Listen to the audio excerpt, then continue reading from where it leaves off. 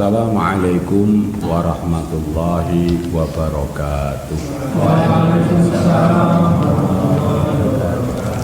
Innal hamdalillah asyhadu an la ilaha illallah wa asyhadu anna Muhammadan abduhu wa rasuluh, amma ba'du. Jadi saudara-saudara, surat Al-Baqarah itu turun semasa setelah hijrah. Sebelum hijrah, Nabi Muhammad SAW menekankan kepada apa yang dinamakan ketauhidan, keimanan selama 13 tahun. Kemudian baginda hijrah ke kota Madinah. Kemudian disusul turunlah surat Al-Baqarah ini, di mana di dalam surat ini terdapat sesuatu yang dulu tidak dibahas di kota Mekah. Misalnya tentang sifat-sifat manusia. Ada kemunafikan, ada orang fasik, ada orang zindik, bagaimana cara menghadapinya, terus tentang hukum perniagaan, hukum waris, nikah, cerai, perang, damai, perdagangan, zakat, infak. Itu namanya aturan-aturan atau yang dikenal dengan syariah atau syariat gitu ya. Nah, maka ketika di kota Madinah, sebetulnya di kota Madinah sendiri itu ada orang-orang Yahudi, orang Nasrani, dan orang-orang penyembah berhala. Nanti kalau kita belajar tafsir secara aktif, istiqomah, akan sampai. Ini baru pembukaan.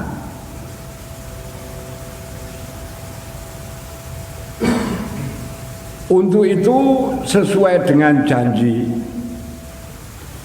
surat Al-Baqarah, kita tafsir, bukan tafsirkan, kita membacakan dari Majmu'atut Tafsir atau tafasir, kumpulan dari tafsir-tafsir. Kita ambil ringkasnya, kemudian kita pahami bersama untuk kita amalkan dengan membuka pintu sebesar-besarnya untuk kritik dan saran dari orang-orang yang punya capability, kemampuan untuk mengurai, menegur, mendebat pendapat yang saya ketengahkan di majelis yang mulia ini. Bisa paham ya? Jadi tidak tertutup, ini gelem mau begini, tidak mau ya sudah, bukan. Nah, mari kalau memang betul-betul dirasa melenceng, meleset, silakan tegur kami. Langsung saja alif lam mim atau alif lam mim. Ada orang menafsirkan A itu Allah, lam itu malaikat, mim itu Muhammad. Tetapi yang lebih terkenal kebanyakan dari para sahabat pun Alif Lam Mim itu hanya Allah yang tahu. Ada lagi yang mengatakan ini susunan huruf di mana Al-Quran itu tersusun dari huruf-huruf. Ya monggo, tapi tidak akurat. Yang jelas Alif Lam Mim itu hanya Allah yang tahu arti dan makna dan tujuannya ditaruh di depan. Nanti ada Alif Lam Ra. Betul. Zalikal kitabu la raiba fihi hudalil muttaqin. Kitab itu tiada keraguan isinya di dalamnya itu, dan dia menjadi petunjuk bagi orang-orang yang muttaqin.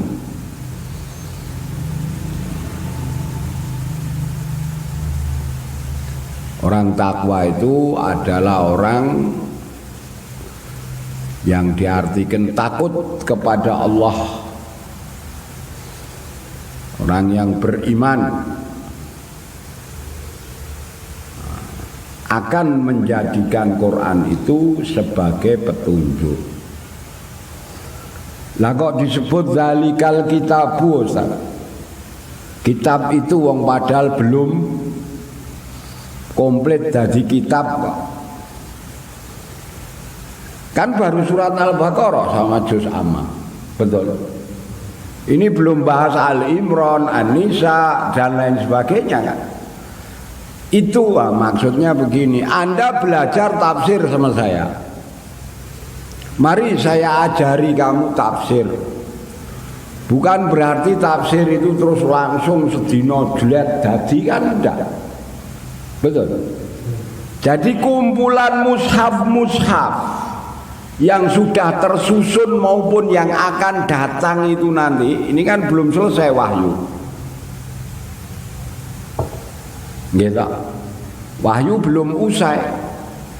Itu tidak ada keraguan di dalamnya bagi orang muttaqin. Kalau bagi yang bukan muttaqin, bukan beriman, ya tentu lain.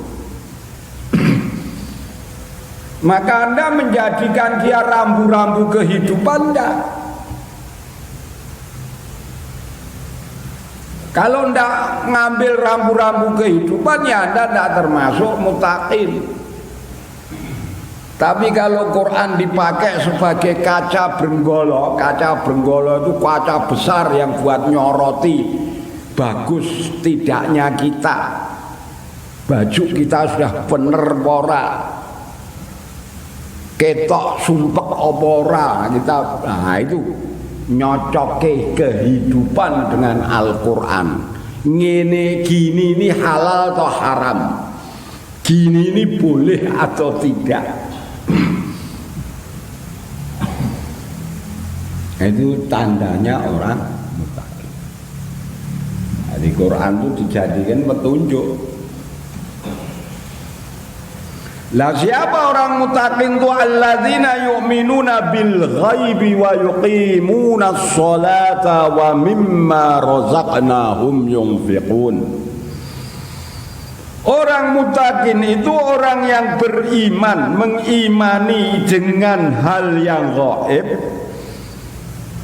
Mereka mendirikan sholat, dan dari apa-apa yang aku berikan, kami rezekikan kepada mereka, mereka menafkahkan. Nafkah itu, nafkah itu dua. Kewajiban seorang suami memberi nafkah kepada keluarga. Betul. Dan juga nafkah untuk kekuatan agamanya, untuk perjuangan penguatan penyebaran agamanya. Maka infak fi sabilillah lah.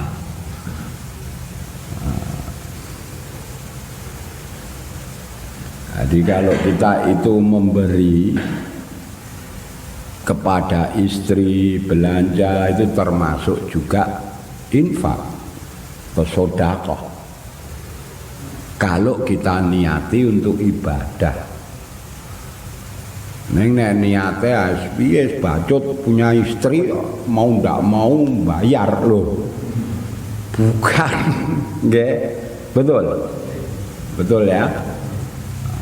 Ini kewajiban yang diperintah Allah kepada saya untuk menjalankan amanah sebagai suami, selaku imam, selaku pemimpin, maka saya wajib menafkahi istri saya.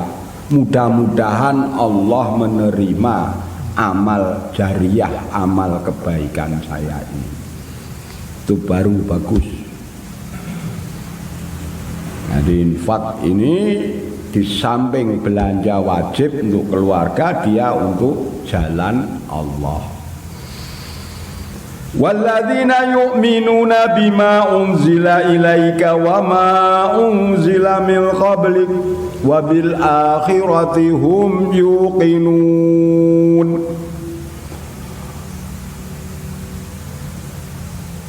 Dan orang-orang yang beriman dengan apa-apa yang diturunkan kepadamu dan apa-apa yang diturunkan kepada nabi-nabi sebelum kamu, dan mereka itu tentang hari akhirat, hari kebangkitan itu mereka yakin. Malam ini saya bahas tentang gaib. Ya. Alladzina yu'minuna bil ghaibi wa yuqimuna as-salata wa mimma razaqnahum yunfiqun. Orang-orang yang mengimani yang gaib. Gaib di sini yang dimaksud apa? Gaib. Gaib itu apa? Yang tidak nampak, yang tidak hadir. Gaib, hilang, ora ketok meneh. Lah gaib di sini gaib yang tidak pernah bisa terlihat. Apa itu? Nyawa, apalagi tentang Allah. Terus pertanyaan kubur. Terus apa yang diceritakan akhirat tentang hidup setelah mati. Jadi gaib jangan dimasukkan kuntilanak, gendruwo. Nggih. Betul. Mengimani berita Al-Quran di mana kamu itu tidak akan bisa membuktikan, dan hal itu tidak bisa dibuktikan dari dulu, sekarang, dan akan datang. Tidak akan orang bisa melihat Allah. Tetapi anehnya kalau antum baca kitab-kitab tafsir ya, baca tafsir, kitab-kitab tafsir, keimanan seseorang itu tergantung kepada keimanan yang gaib. Kalau keimanan yang gaib Anda tebal, ibadah Anda tebal, menjaga perut dari hal haram itu tebal, menjaga lisan dari dusta, etok-etok, ngapusi itu kuat. Tapi ketika Anda sudah tidak mempercayai yang gaib, tidak percaya dengan siksa kubur, dengan pertanyaan, dengan mizan, dengan mahsyar, maka bisa jadi Anda itu hidupnya penuh dengan kepura-puraan. Kebaikannya karena modus, Kenapa? Karena betul-betul mentertawakan tentang yang gaib. Lah yang gaib itu apa? Ya tadi pertanyaan kubur, mizan. Nggih? Betul.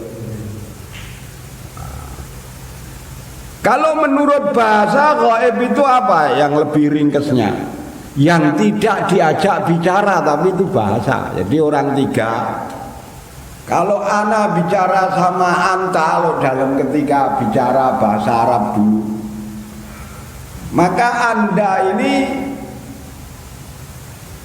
bukan gaib, tapi teman anda ini tetap gaib. Huwa itu gaib, walaupun ada karena tidak diajak bicara.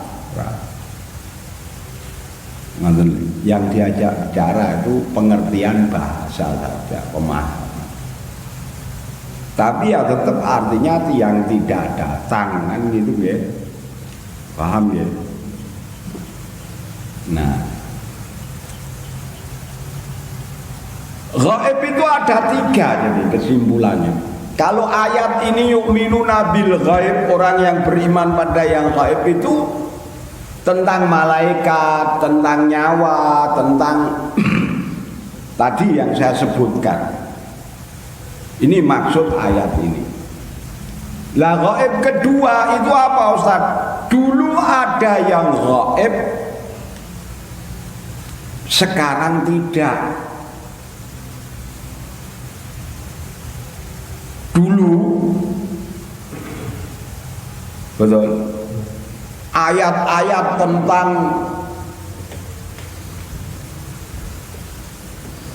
apa, misalnya proses kejadian manusia itu belum bisa dibuktikan karena belum ada teknologi. Ini nanti yang akan saya terangkan panjang lebar. Lewat ini kita nanti akan bertambah iman kita. Nggih. Yang ketiga adalah dulu tidak gaib, sekarang gaib. Isfir, apa itu? Mahwa.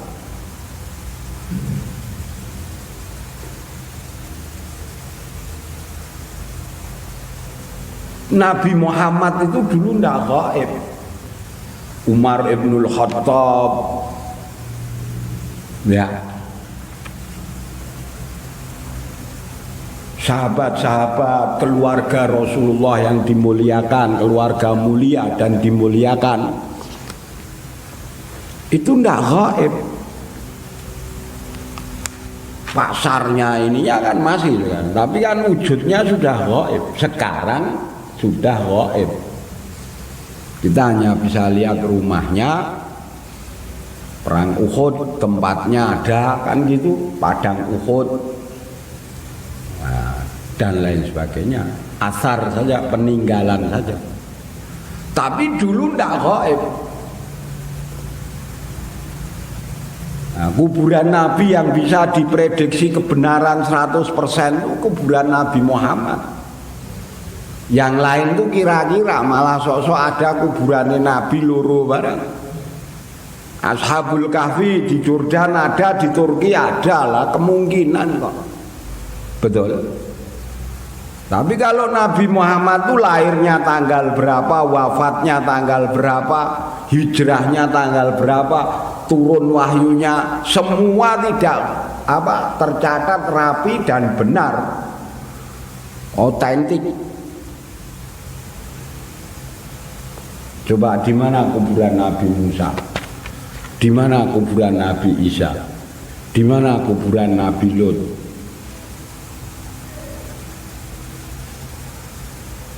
Iyalah. Ada itu, kira-kira.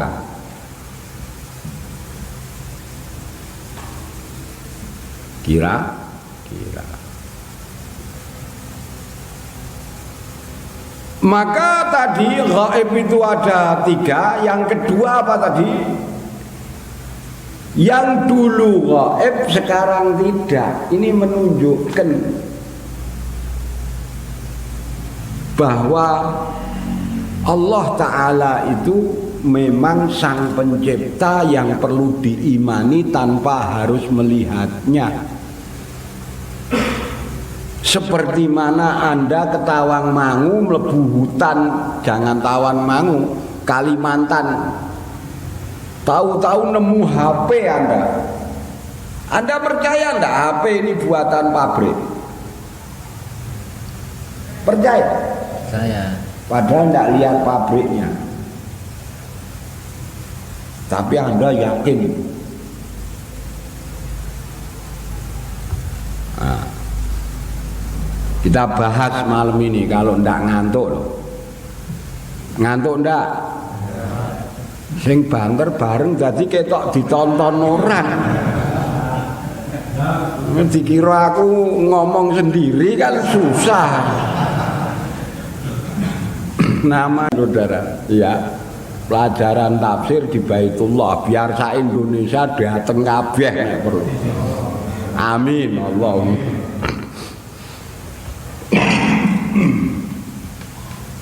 Nah,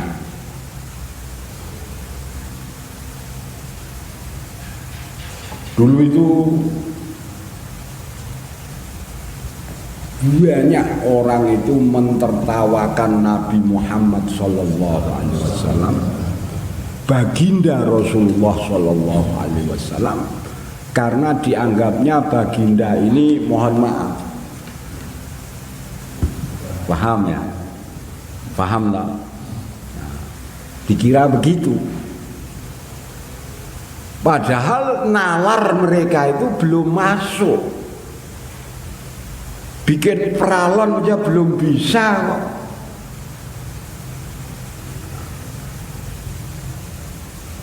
Coba surat Al-Mu'minun coba dibuka, ini tanda.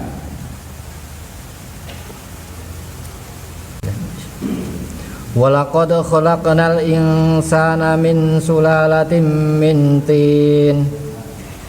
Dan sungguh kami telah menciptakan manusia dari saripati berasal dari tanah. Walaqad khalaqnal insana min sulalatin min tin. Dan sungguh aku menjadikan manusia itu semua berasal dari saripati tanah. Nanti Adam Hawa langsung ya, betul. Betul nggak? Turunan Adam Hawa. Jadi tanah itu hidup tumbuh-tumbuhan, semuanya itu karena ada sari tanah. Kalau tanah tidak ada sarinya itu biasanya ditanami apa-apa tidak akan manjur. Jadi kita ini belum dapat disebut apa-apa dari saripati tanah loh. Terus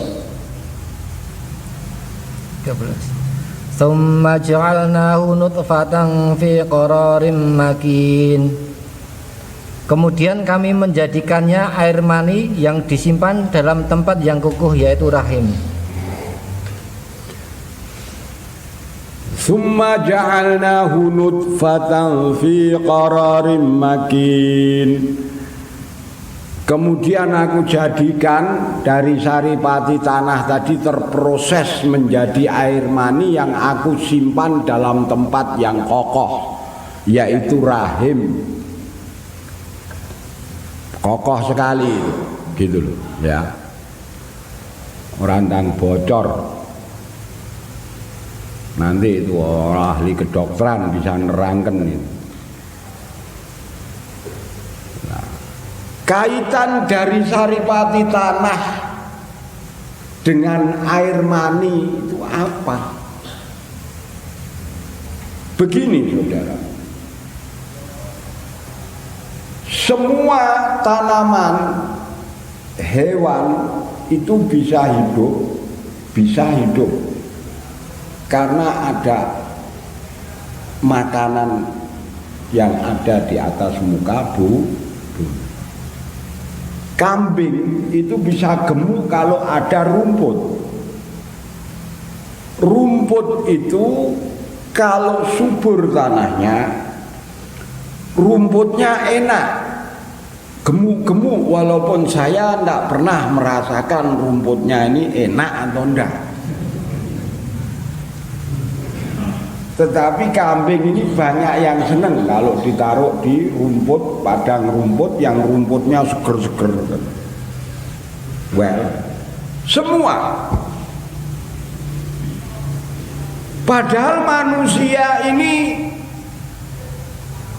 pemakan segalanya. Loh, nggih. Kecuali besi, brangkal itu enggak mau manusia. Tapi namanya kebo yang gede segitu mau manusia. Betul? Hebat itu. Nah, semua yang dimakan manusia itu diantara onderdil tubuh manusia itu akan memproses makanan itu menjadi sperma. Allah sudah menjadikan laki-laki dan perempuan dengan onderdil yang masing-masing berfungsi, termasuk syahwatnya semua disediakan oleh Allah. Nah, di situ kalau ada persetubuhan maka akan mengeluarkan sperma, dan sperma itu adalah hasil dari apa yang dimakan manusia. Yang kedua, yang dimakan manusia itu pasti dari tanah. Gado-gado contoh, kentangnya, telurnya, pincuknya, semua dari tanah. Telur dari ayam, ayam bisa gemuk makan katul, katul dari beras, beras dari tanah lagi. Semua tanah, ndak ada kentang terbang terus dicidui, itu ndak ada. Semua dari, itu yang dimaksud min sulalatin min tin tsumma ja'alnahu nutfatan fi qararin makin. Mimma'in amsyajin, di lain ayat, dari air yang kotor, yang keruh. Yang kotor, yang bau, gitu. Ya. Nah, setelah itu sperma masuk fi qararin makin. Jadilah di situ tempat yang kokoh, yang kuat untuk perjalanan sperma selanjutnya itu menjadi apa sesuai dengan qadarullah, apa yang ditetapkan Allah. Kemudian summa khalaqnan nutfata 'alaqatan fa khalaqnal 'alaqata mudghatan fa khalaqnal mudghata 'idhaman fa kasawnal 'idhama lahman summa ansha'nahu khalqan akhar fatabarakallahu ahsanul khaliqin. Kemudian air mani itu kami jadikan sesuatu yang melekat. Lalu sesuatu yang melekat itu kami jadikan segumpal daging. Dan segumpal daging itu kami jadikan tulang belulang. Lalu tulang belulang itu kami bungkus dengan daging. Kemudian kami menjadikannya makhluk yang berbentuk lain. Maha suci Allah, pencipta yang paling baik.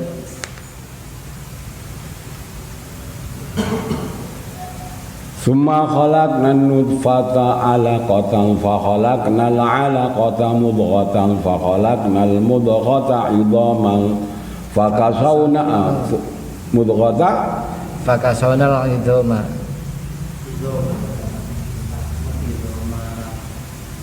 fa kasawnal 'idhama lahman summa ansa'nahu khalqan akhar.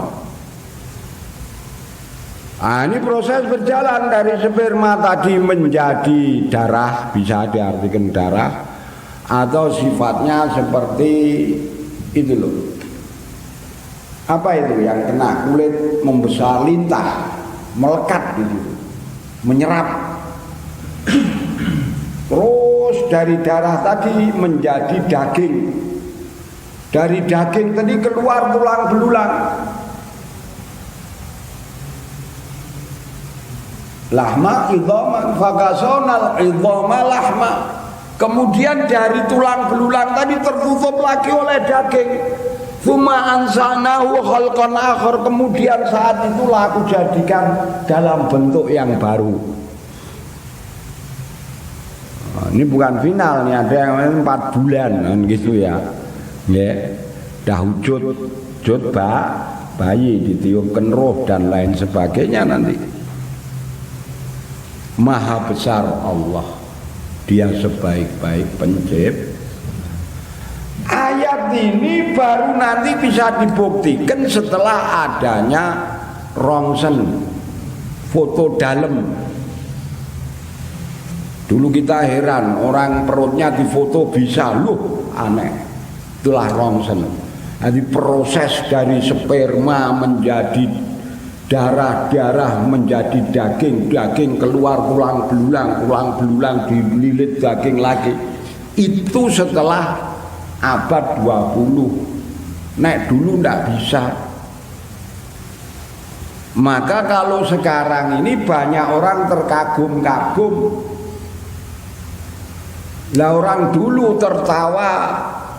mentertawakan junjungan kita Nabi besar Muhammad sallallahu alaihi wasallam. Karena ayat ini dulu gaib.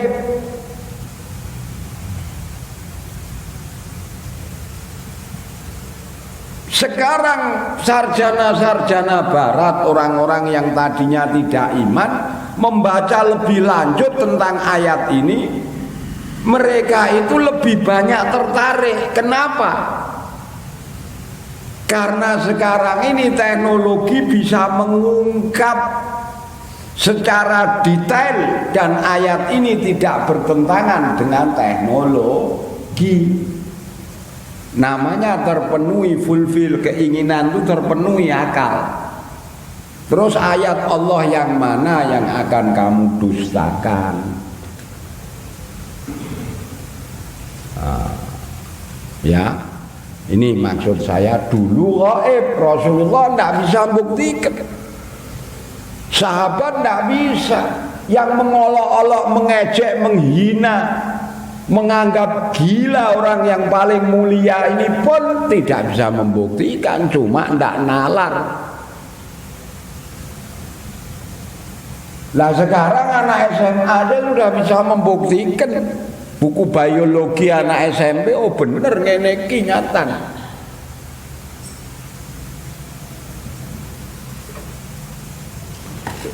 Maka justru yang gaib itu membuat kemajuan. Nggih mboten? Aduh ra klenek. Telepon itu semua dari yang gaib itu. Ya khayalan dulu Pak. Mobil kan dari khayalan. Khayalan datang terus di eksperimen diwujudkan, kenyataannya jadi. Nek kenyataan roh ndak bisa, Anda mau bikin roh gitu wis mandeka wae. Betul, mandeka. Saurunge kowe ra eling apa-apa. Nah ini. Maka dari gaib inilah ayat-ayat yang dulu gaib justru sekarang ini muncul. Misalnya mau lagi ya ini ya. Mau tak? Betul?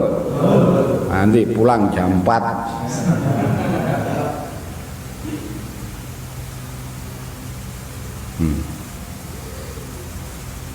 Dulu Rasulullah sallallahu alaihi wasallam ada di dalam hadis Bukhari ya. Nanti saya bacakan nanti. Bukan malam ini, ketika nanti acara baca kitab Bukhari Muslim kan gitu. Ada menyebutkan bahwa sesungguhnya di bawah air itu ada api, di bawah api itu ada air. Tertawa para orang dulu. Ini jano yang benar saja. Kemudian ayatnya jelas mengatakan demi laut yang bawahnya terdapat lingkaran-lingkaran periuk-periuk api atau terdapat api. Wah, tertawa. Zaman dulu gampang, dia bawa ambil apa? Pohon-pohon dibakar, lihat nih, lihat ini. Banyak ya, coba saya siram air. Habis enggak? Habis. Katanya lautan ini bawahnya ada apinya. Loh, kan anget tuh ini. Coba dibuka surat At-Tur. Surat ke-52. Yang terjemahan di situ nanti ada dua. Ada yang mengartikan gelombang, ada yang mengartikan api. Mari. Ini jamnya betul 11:30. Hah? Besok diputer lagi biar 2:30 gitu. Tapi kalau Anda tidak mau ya ndang gantinen baterai. Jadi ustadznya tidak neratap ini.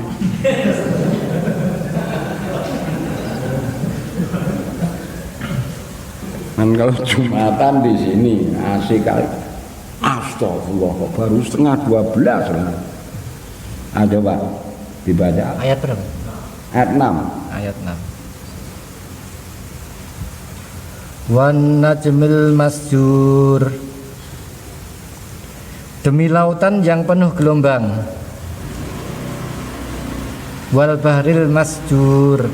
Coba ada ndak yang demi lautan yang bawahnya ada api? Coba buka. Oh ya, wal bahril masjur. Ini demi lautan yang penuh gelombang. Nah, ini tempatnya Pak Agus. Diartikan yang penuh gelombang. Coba ada lagi nanti pengertiannya memang yang benar itu. Kamu apa? Di dalam tanahnya ada api. Hah? Coba. Di dalam tanahnya ada api. Nah, ya di dalam tanahnya.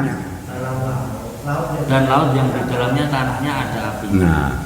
Ini tempatnya Pak Andi, laut demi laut yang bawahnya ada api. Tempatnya saudara Solihin sama Irfan tadi. Nah, demi laut yang bawahnya ada api.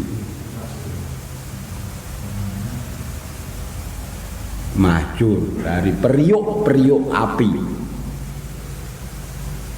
Ayat ini baru diketemukan setelah adanya kapal selam. Setelah orang bisa menyelam lebih dari 10 meter dengan oksigen. Ya, dengan oksigen. Setelah kapal selam bisa turun beratus meter dari lautan, diketahui bahwa di bawah laut itu terdapat gunung-gunung berapi yang masih mengangah mendidih. Cuma tersimpan karena lautan ini lebih banyak airnya, tapi tidak padam. 5 kilometer itu belum bisa dilalui dari kawah-kawahnya itu. Panas. Nggih. Betul. Bahkan mereka penemunya kalau gunung-gunung ini meledak bareng, persis seperti yang dikatakan Quran tanda-tanda hari kiamat demi lautan yang dididihkan.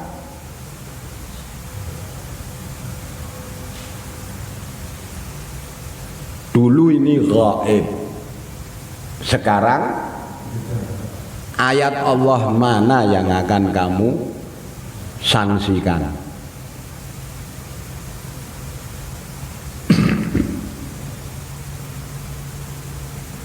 Wa bi ayyi ala'i rabbika Katiban. Ayo. Ini. Dulu gaib, sekarang enggak. Justru dari ayat-ayat tadi orang akan mengimani setelah mampu membuka misterinya. Coba lagi. Ayo lagi. Al-Anbiya 30, 31 apa 30 itu Al-Anbiya surat ke 21. Awalam yaral ladzina kafaru anna samawati wal arda kanata ratqan fa fataknahuma. Itu coba dibaca. Awalam yaral ladzina kafaru anna samawati wal arda kanata ratqan fa fataknahuma wa ja'alna minal ma'i kulla syai'in hayy afala yu'minun. Dan apakah orang-orang kafir tidak mengetahui bahwa langit dan bumi keduanya dahulu menyatu, kemudian kami pisahkan antara keduanya, dan kami jadikan segala sesuatu yang hidup berasal dari air? Maka mengapa mereka tidak beriman? Ayat ini diuraikan oleh ahli-ahli sains itu beratus-ratus lembar, beribu-ribu lembar, dengan laboratorium, dengan contoh-contoh batu ketika mereka menyelidiki asal usul bumi ini dulu bagaimana. Ternyata kesimpulannya setelah 5 negara maju ya berkumpul mengeluarkan ahli-ahli ilmunya dengan teknologi yang paling canggih, dengan biaya yang tidak sedikit, dengan waktu yang memakan waktu lama, mereka berkesimpulan bahwa dulu ada ledakan besar namanya Big Bang atau Big Bang kalau kita. Itu pelajaran SMP kelas 3 atau SMA kelas 1 itu. Itu apa? Ledakan ini dari gas yang mengikat. Gas itu kan sifatnya mengumpul. Atas itu kan dingin, Pak. Ya. Setelah langit, atmosfer itu dingin. Skies itu dingin. Nah, gasnya itu berputar, makin merekat-merekat, ledakan, dum. Gas-gas yang ada di planet tadi itu membentuk langit mengitari planet. Planet tadi dinamakan bumi. Muncul juga matahari, muncul juga rembulan. Itu terjadi 8 miliar tahun yang lalu menurut para ahli. Lah coba samakan dengan ayat ini, hanya beberapa ayat saja. Awalam yarul ladzina kafaru anna samawati wal arda kanata ratqan fa fataknahuma. Apakah orang yang enggak mau percaya sama Muhammad, sama Allah, sama Islam ini mengetahui dulu itu bumi dan langit satu, aku yang memisahkannya. Manusia menyelidiki cara memisahkannya Allah, apa ada gas di situ yang mengikat begitu kuat, jadilah ledakan dahsyat.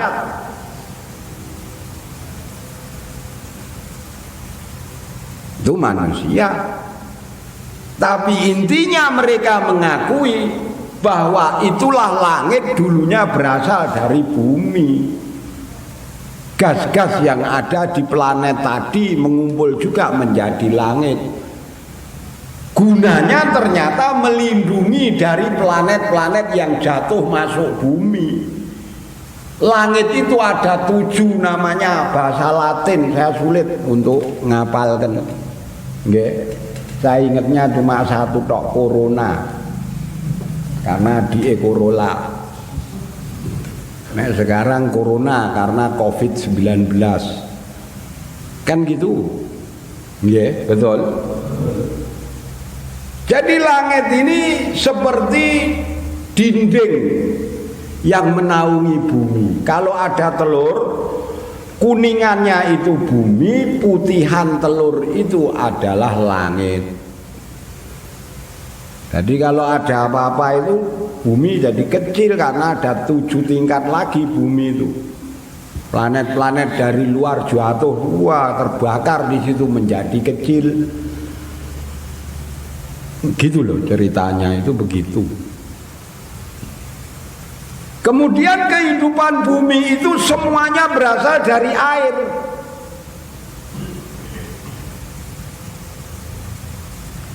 Itu para ahli Quran pun menerangkan wa ja'alna minal ma'i kulla syai'in hayyin, dan aku jadikan di dalam bumi tadi air yang sumber dari segala yang hidup itu asalnya dari air. Termasuk kita ini kalau nanti mati meleleh, daging-daging kita itu meleleh.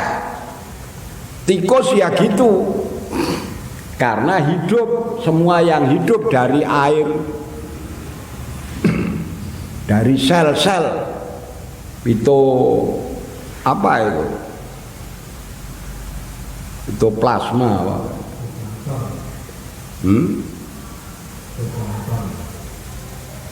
Nah, plankton.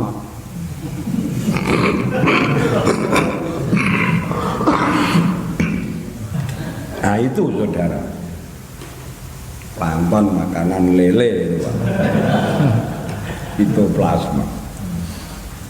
Jadi sel itu 73% asalnya dari air, maka melelehlah semua. Nah tadi coba diulangi lagi ayat, pakai bahasa Indonesia aja.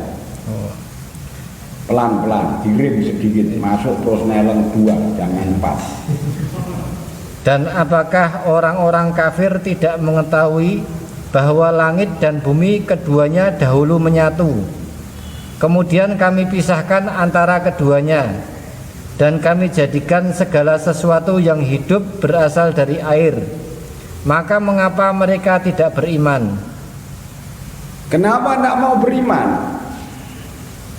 Sekarang terbukti ayat ini benar. Dulu ayat ini gha, sekarang tidak gha.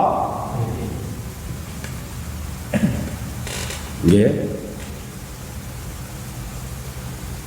Nanti belum adanya gunung, manfaat gunung. Oh gunung ini bikin gempa bumi. Itu Allah nerangkan bahwa bumi ini ada gunung, bukan nyeritake ini gunung anti gempa bumi, bukan. Gunanya gunung itu autad, wal jibala autad, dan gunung itu sebagai pasak, biar abot bumi ini dan muternya teratur sesuai sunatullah, ya. Itu ada gunung-gunung ini membuat keseimbangan bumi. Kalau seandainya tidak ada gunung, maka kalau masyarakat India dan Cina yang jumlahnya kumpul jadi satu kan lebih dari 3 miliar kan itu. Dia lunjak-lunjak bareng bruk nanti bumi ini muternya ke arah dia. Tapi karena ada gunung sehingga tidak mengarah kemana-mana kecuali sesuai dengan putarannya. Itu bukunya ada The Earth judulnya, Bumi. Tebel 900 halaman lebih. Itu ahli-ahli geologi apa? Geologi ya, pertanahan, perbatuan. Atau vulkanologi apa itu. Volcano apa itu? Gunung berapi. Volcano apa? Dia menceritakan begitu di buku itu. Lah Quran juga ayat berikutnya coba. Waj'alna fil ardi rawasiya an tamida bihim. Wa ja'alna fil ardi rawasiya an tamida bihim, dan aku jadikan di bumi itu gunung-gunung agar dia tidak berputar mengikuti mereka. Arti kenapa di situ? Dan kami telah menjadikan di bumi ini gunung-gunung yang kukuh agar ia tidak guncang bersama mereka. Nah, iya itu maksudnya bumi tidak tergoncang bersama mereka. Kalau mereka bikin goncangan apa, lunjak-lunjak, itu bahasa Indonesianya apa itu? Hah? Lompat-lompat. Berlompat-lompat seirama. 1, 2, 3, brum. Brum, tahu-tahu bumi muter ke sana. Karena ada gunung sehingga tidak terjadi. Gitu loh Pak. Jadi yu'minuna bil ghaib. Ghaib itu ada 3. Dulu, sekarang, dan akan datang. Ini yang dimaksudkan orang beriman. Apa tentang Allah, surga, neraka, roh, ya itu gaib. Jangan diartikan yang aneh-aneh gitu. Percaya sama gaib, termasuk santet. Nah, santetan saya coba. Ya, saya ini loh, tolong disantet. Itu aja kok repot. Ini kalau misalnya ada yang rekam saya di YouTube, ini berarti tantangan, kan gitu toh. Tapi ya enggak berani, itu kayaknya do YouTubean kabeh itu. Sinetron ini namanya. Ya.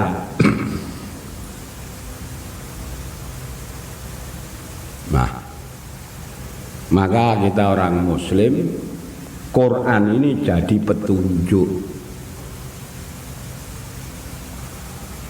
Maka karena jadi petunjuk, Anda ini mau ngaji, mau rekoso jauh-jauh ke sini, meluangkan waktu, meluangkan tenaga, meluangkan kesibukan ditinggal.